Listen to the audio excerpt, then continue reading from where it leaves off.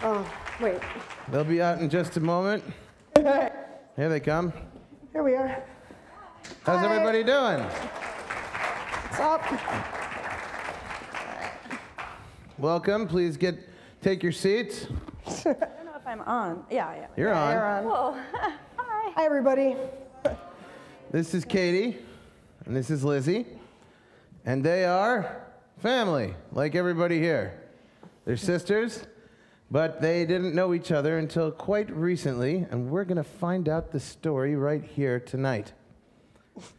Katie, how are you? I'm all right, Danny. So we're going to find out the story here tonight? I guess so. We're going to talk, and then people will listen, and that's the story. That's a plan. Katie and I used to date. That's a true story. No one ever believes that part. We're technically a failed family. You know that? We attempted family. We didn't get there. Your family wanted us to fail pretty badly, dude. Yeah. But it's cool that you found your biological sister. I've been looking for my biological brother, so it's inspiring. Let's start with Lizzie. Tell us a little bit about your upbringing. I was raised in New Jersey for most of my life, from the time I was 12 until the time I was college-aged. I was born in Florida, and we moved up north when my father started to work in the television industry in New York. And I was raised comfortably with a lunatic mother, and and I enjoyed a happy childhood. I have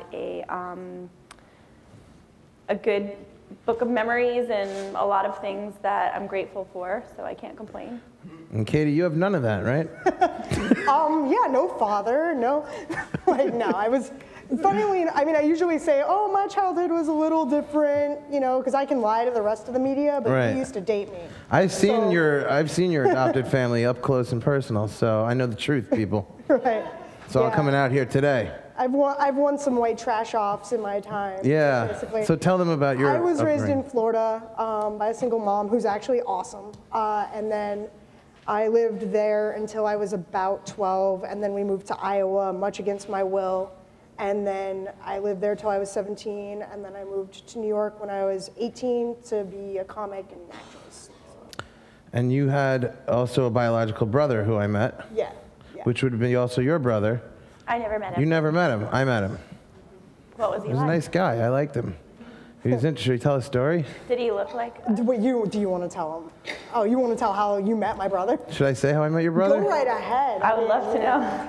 Because Katie and I were engaged in the behavior of couples sometimes. We were in bed, and her brother barged in on us.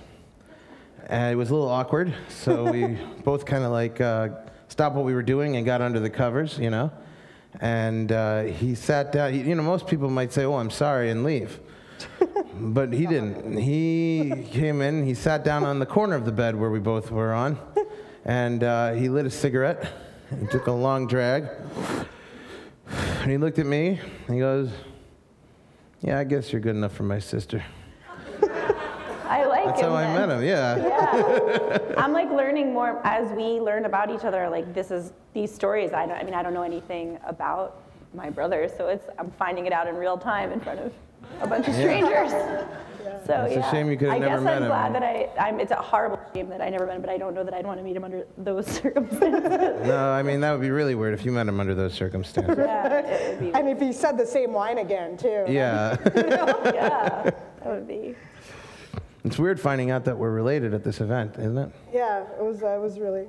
It's been That makes it awkward. Yeah. All right. Everything's a little weird. I don't know. Yeah, we keep it weird in here. But yeah, so I guess we should get to the story of how Lizzie and I met, right? All right, we'll get to it. You're like, no, don't give them what they want. Yeah. First, I want to tell you about some things I found out about Alzheimer's. Okay. It's no good. It attacks the brain. I've been listening to these things all day here. And there's hope, and the research is looking very positive. You need to learn, you need to eat well, you need to exercise, and you need to get good sleep.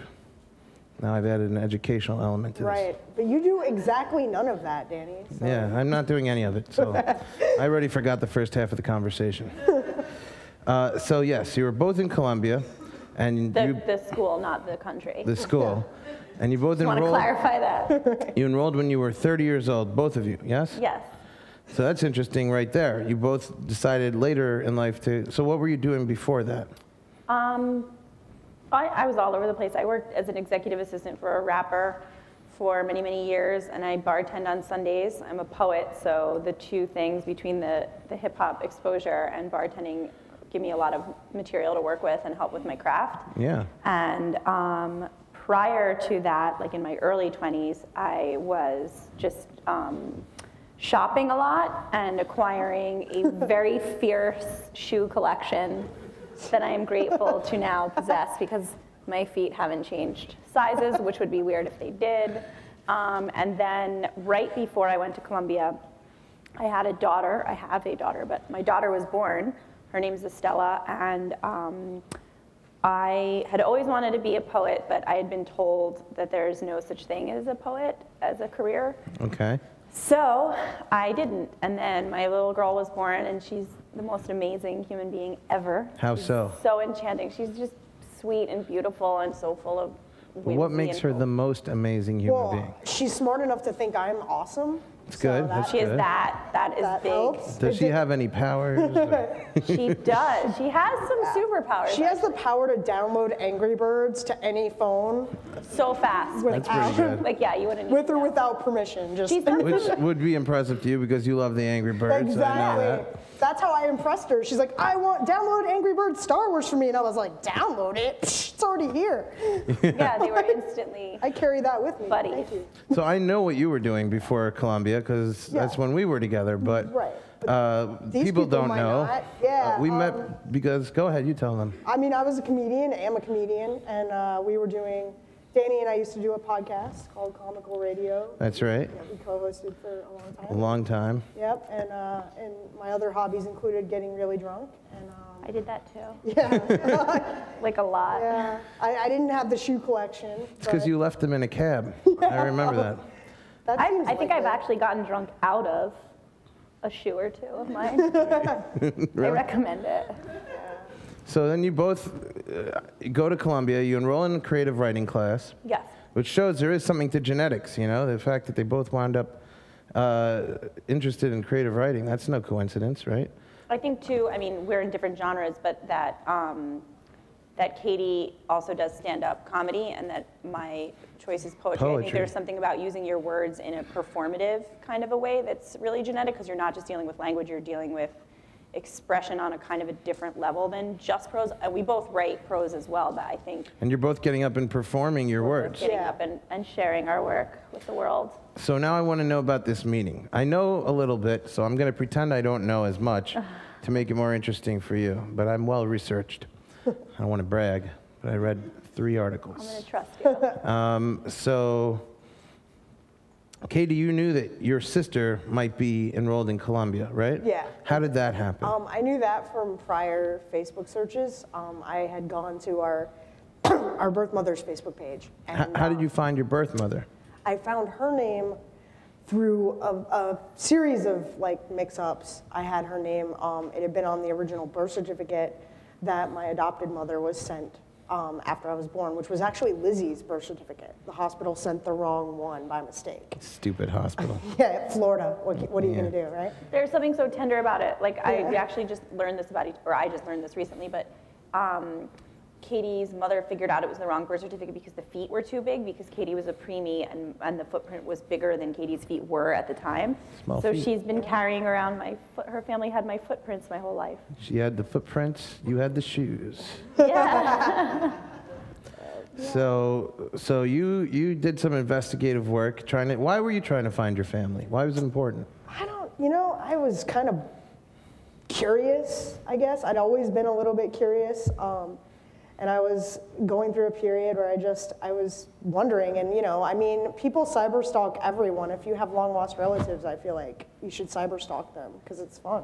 It's pretty entertaining. There's a Daniel Lobel the horse. Yeah. Okay, when I was Googling myself when I started doing comedy, I kept finding all these horses. It's actually Daniel Lobel, which is my real name. And the horse was doing so well, so I changed my name to Danny so I could get better Google placement. But I found out that some long-lost relative of mine breeds horses and found the whole family tree and named horses after all the different people in the family. And I have a very successful horse. I can never live up to the horse's career, but... That's fitting. Today's the Belmont Stakes. Yeah. Good luck to you. Thank you. Good luck to Daniel Bell, the horse. Actually, he's out to stud now, which I'm also jealous about. But Oh my God. so you wanted to find out more, and you found her, and then you didn't find her in Columbia. Why didn't you find her? Why didn't you go farther than that? Why didn't you go to? How did this become a chance meeting? Okay, well, what happened was I sent her a message. I actually sent her a message. I sent her two. One when I had even just seen that she lived in New Jersey, and then I went back to her page like a year later, and it said she went to Columbia, and I was like, well, now we really should meet. How come you didn't reply to these messages? They went I into never her got other them. phone. I had everything set to private on Facebook to the point that it filtered out any messages from non-friends. And my profile picture was this really blurry, like the wedding photo where the rice is being thrown at you, so you couldn't see my face. And then it was a picture of my daughter. So I love the irony how private she tried to stay, and now she's like on every media in the country. Yeah. This is what happens. You got to go public from the beginning. yeah, Because of your wanting to be private, it was more of an exciting I story. made everything difficult for Well, her. it was more of a Need for challenge for privacy. me, you know? Yeah. She never would have held my attention the other way, really. Right. Like, Not as exciting of a story. I found her, I looked her up, but the way you guys met, let's get to that. Yeah. How did it The happen? thrill of the chase. How did it happen? You're in the same creative writing class, you don't know it. We don't know it. I registered for it 45 minutes prior to when the class began, and the class was full, and it was not even a class that I wanted to particularly like take. Why not? Why not? Because it was a nonfiction class, and I'm a poet, so I generally stick to my genre. Fair enough. But I recognized the name of the professor because once before, a year prior, there was a faculty reading at Columbia, and this particular professor was reading an excerpt on a book, from her book about adoption. And I was like, oh, I guess if I ever do take my out-of-genre class, like this is pretty interesting. It was a really great excerpt that she read, and the person that introduced her at that event was Katie. So I had met Katie Wow. one time before without that. our paths crossed once, and we didn't speak. And what was kind of weird about that is that we did speak, but we didn't realize. we spoke, but we didn't realize was that of all of the people in the department, there was only there was only 4 professors speaking, and she and I were 2 of the 4 presenters, and it's like you have to get chosen to do it. So it was just really weird that we were both like so close, but Yeah. Almost. almost. Yeah. But then, yeah, so she signs up to take the class right before it begins. I show up, we sit across the table. She said, oh, I'll take the fact that you're taking this class as a good sign, because you must like this professor if you've taken classes with her before. And I said, yeah, it's great, she's awesome. This class will be really interesting, having no idea how right I was. And Yeah. so, Much more interesting. yeah, so then we were going around the table doing the in-class introduction, getting to know you thing at the end of the class. You know, just, oh, what's your name, what's your major, and what about your life is interesting? What do you like to write about? What draws you to writing? And Lizzie started saying, you know, that she was adopted and from Florida. wait, you went first. Yeah. And she said she was a stand-up comedian, and I go, oh, thank God, because when she had gone at the event before, she was super funny, and I just felt like a jerk. And so I was like, oh, no wonder why she's so funny. That's what she does for a living. So I was like, oh, phew. Right. So yeah, so you went first. And you had done completely you were like all coiffed and like wearing like pearls, and she's like, this person that I'm introducing I was so academic and just totally is so amazing and all serious. ridiculous. It was so stupid. And I was like watching her, and I'm like, I'm so underdressed. Like I'm in a hoodie. Yeah. I'm like, and I have like a set list basically, and I'm like, On a napkin. Yeah, on a napkin. I'm like, I'm gonna talk about the time the professor said something to me while we were in the bathroom. You know, I love like- what you told me about how the New York Times said your stand-up is unlinkable. I got a The New Hilarious. York got a Times call didn't from have the the guts to reporter. link it. If you're gonna Good- find your good long dark, lost edgy sister, stuff. I recommend that she be a stand-up comic. Yeah. It makes the whole getting to know you process a lot easier. So when did you figure it out? I Just- said my spiel, as she Yeah, said. she Okay. said, you know, I'm adopted from Florida. She That said could be a lot she's of from- people. Yeah, it gets. All right, all right, like, all right. it gets I'm just building It gets the- more specific. I'm building the Then she suspense. says she's from New Jersey and that she ran a children's boutique, which I knew to Okay, be it's true. getting more specific. And also her first name was Elizabeth. I said I was Lizzie, so and that's a Liz, you know. And then also, she was, you know, at Columbia, which I knew my sister was at Columbia. So And I once we mentioned got, daughter. you mentioned your daughter, and so like that was enough facts that I decided, wait, I think this is probably the right person. So I go over, and I tried to lead with the least crazy sounding question first after class. I was like, hey, what's up? This is gonna sound like a weird question, but was your last name ever Delgado? And she says, oh yeah, why? Do you know my sister? Did you go to high school with Amanda? Or you know my sister? And I was like, I think I might be your sister. Bum, bum, bum. That like absolutely happened. Sisters reunited. Yeah. This guy looks very familiar out here in the crowd with the orange hat. Yeah. Can you come up here? Can you come up to the stage? I'd like to ask you a question. I'm running this thing. There better not be any more of us. I don't know how much more Right? it can take. He better not be related to us, dude. That's all I'm saying. Yeah, we're good. We're all stocked up here. We have a There's a microphone right over there. Do you want to grab that? I don't sing like Sister Sledge or anything, but it's live. Oh boy. Let me ask you a question. Okay. Where did you grow up? I grew up in Long Island. In Long Beach, Long Island? Yeah. Yeah, in Long Beach and Westchester Street. 3 blocks from the Bay. Is your father a photographer? Yeah.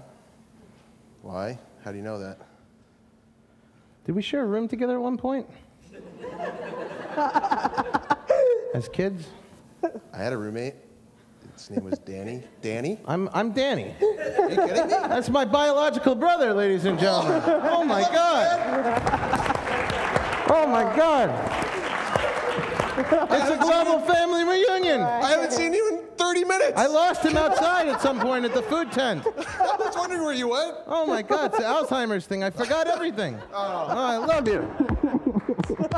Josh Lobel, ladies and gentlemen. Katie and Lizzie. I knew Katie from dating Dan and from her awesome comedy. And really, you are a very, very talented The comedian. New York Times should have linked her. That paper is full of controversy. And when I heard about this story, I mean, Danny's always coming up with stories. You know, it's part of being a comedian. I was just like stunned. That's I right. couldn't believe it. So was I. Katie's the only one who wasn't. She's just like, it's another No, day. when I called my mom, she's so used to weird stuff from me that I'm like, I met my sister today in class, and she's like, of course you did. Anyway, I'm gonna go to Walmart later. Like, she didn't even. After I called my parents, I called my best friend, who's a bachelor, and I'm like, you're never gonna believe what happened. And I'm like going into like how amazing it's like I thought she had died at birth, and then there she is across from his class, and this just happened. And he goes, wait a minute, you have a long lost sister? Is she single?